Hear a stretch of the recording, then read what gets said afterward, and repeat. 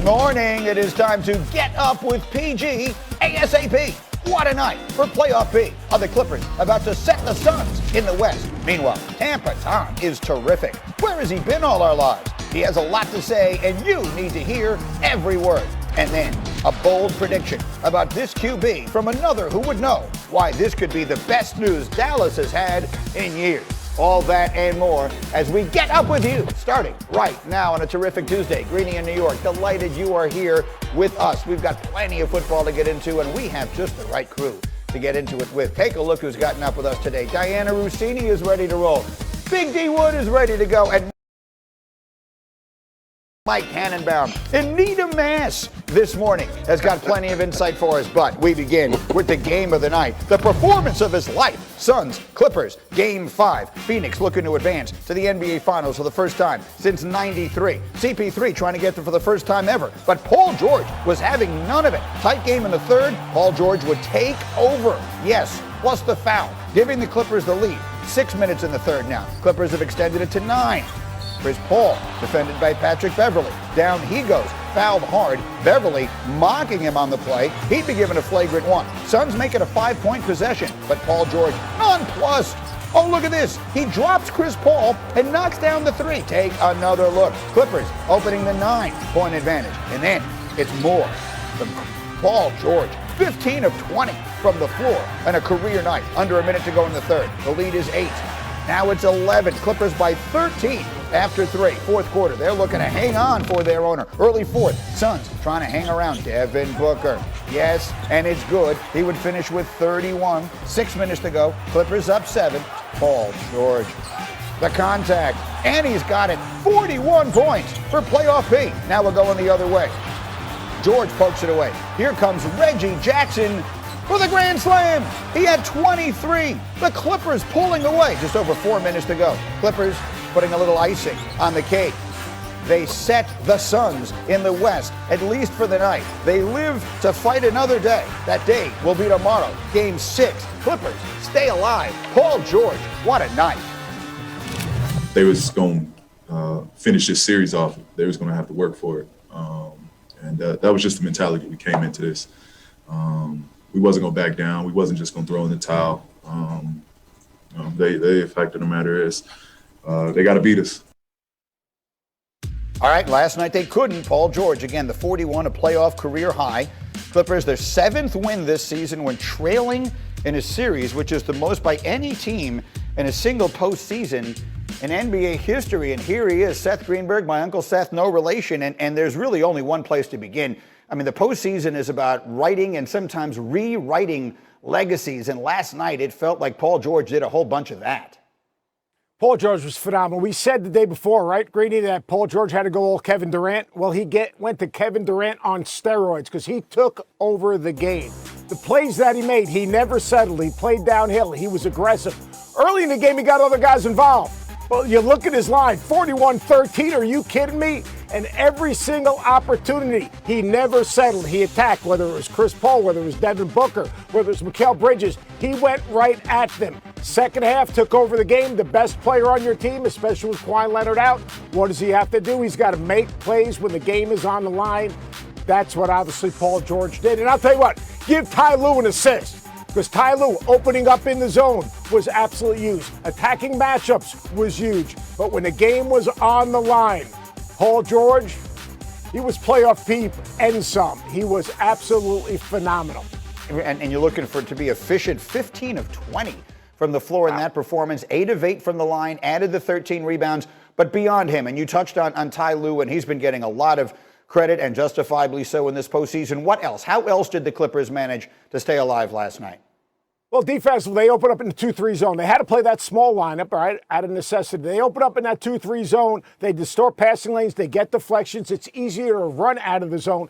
But it absolutely took DeAndre Ayton out of the game. I thought that the Suns settled. Their plan to attack the zone was not good and enabled the Clippers to get out in transition and play ahead of the defense, which I thought was absolutely spectacular. And then Ty Lue, because of the small lineup, he created mismatches. He created switches.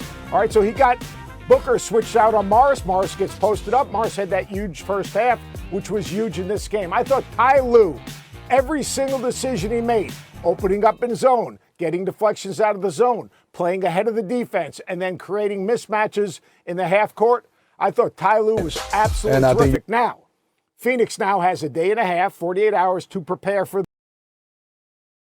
the zone. What's going to be the next card in Ty Lue's deck? I think that is the big question, because Phoenix will be ready for the zone this time. They won't settle. They won't shoot the first shot. They'll get it reversed, and they'll get post touches. A crazy series. If you really think about it, Phoenix with the incredible the Clippers with the great opportunity to win that game 2 in Phoenix on the 0.9 seconds. Otherwise, this thing would be reversed and they might have a chance to put it away. Seth, stay close by. We have much, much more. I keep saying the same word, resilient, but this group is. Keyshawn, J. Will, and Zubin. This is why I'm hot. This is why I'm hot. This is why I'm hot. Why don't you be some hot? Jackson got to go quickly with it. Drives into the paint, all the way to the paint off glass. Counted!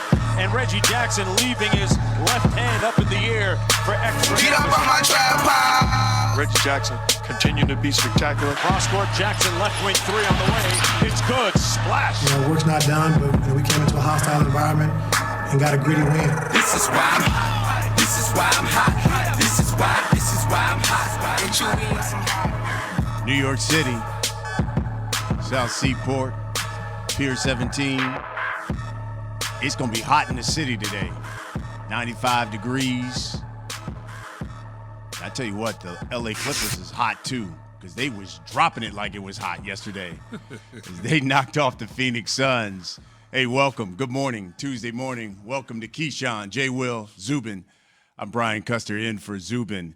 And how about the Los Angeles Clippers facing elimination, go into the Valley of the Sun and not only beat the Phoenix Suns, but took it right to them. And you could tell right away, Key, that the Clippers came to play.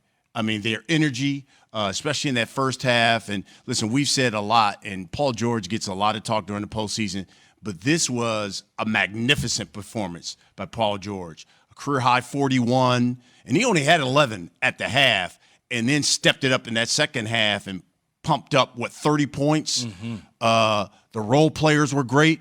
And all of a sudden, for Phoenix, who obviously has control of this series, but considering Chris Paul aside, a young team, you want to give them doubt. And now all of a sudden you're going back to L.A., and you've given them a sense of doubt. But, hey, I know we say a lot about Paul George. He missed a couple of free throws. It wasn't Nick Anderson-like, but this was a virtuoso performance by him. This is what you want to see out of Playoff P, as he's named himself. Well, I think when you look at it, Brian, he certainly played a significant role in the second half for them. But in the first half, you got to take your hat off, as you mentioned before, to the role players. When you got Reggie Jackson and Marcus Morris, putting up buckets and scoring in double-digit fashion. That's huge for them. And then Boogie Cousins chipped in, which was a surprise to me, that you look up, and I had to go back in my mind to think he hadn't really played in the playoffs much. I mean, when you go back and you think about it, to have a career high in the playoffs in points for once upon a time a rising star in the NBA, to only have 15 career high points in the playoffs, I'm like, I like Sacramento. Yeah. What about New Orleans? I guess not. Right. The Lakers? I guess not. So I'm thinking in my mind, but whenever you have your role players, and I don't even want to call them role players, but guys that don't necessarily get the shine that the frontline guys get, step up, this is the type of performance you have as a team, because what you do is you build that confidence. And I think from the Clippers standpoint, going on the road, they've played well on the road throughout the playoffs. They've got to hold serve at home when they go back to L.A. That's going to be the important thing for them, because they lose at home. They don't necessarily lose on the road. It's for whatever reason, the Staples Center has not been kind to them. But when you look at it, Paul George, 41 points, as you said, 13 boards, 5 assists, stepped up in particular in the third quarter. Yep. That was huge, scoring 20 points again in the second half. Of course, this is time for Straight Talk. It's brought to you by Straight Talk Wireless. The one thing I am impressed with L.A. is Ty Lue. His record facing elimination, 10-2 in elimination games. That's the best in NBA history for a coach facing elimination, especially with at least 10 games. I know people in Philadelphia are like, yo, Doc, can you get your record better facing elimination? But I love the adjustments. Considering they're down 2 starters. No Kawhi. Zubac couldn't play because now all of a sudden he's got a messed up knee.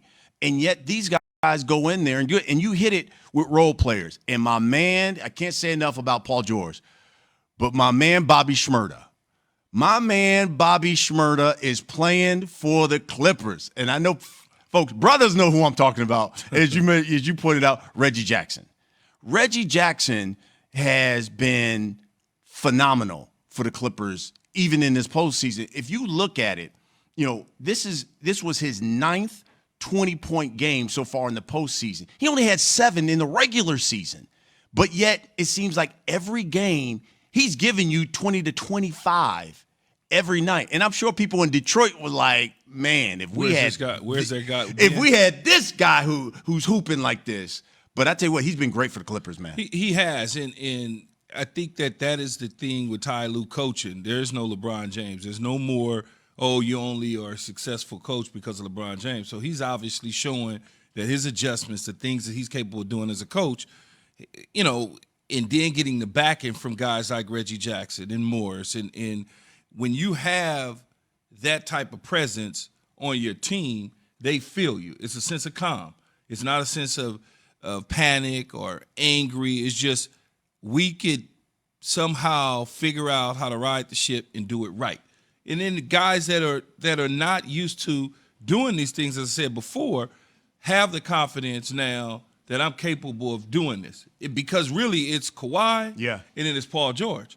Now I get to touch the basketball. Right. There's no Kawhi no more. So now I get the opportunity. We can't just depend on Paul George to fill up the bucket. We've got to not only on the front end, on the offensive side, but on the defensive end, we've got to figure out how to slow them down as well. So it was a collective group, a big effort all the way around. And now they go back to L.A. And again, Ty Lue can't say enough about the way that he's coached, the adjustments.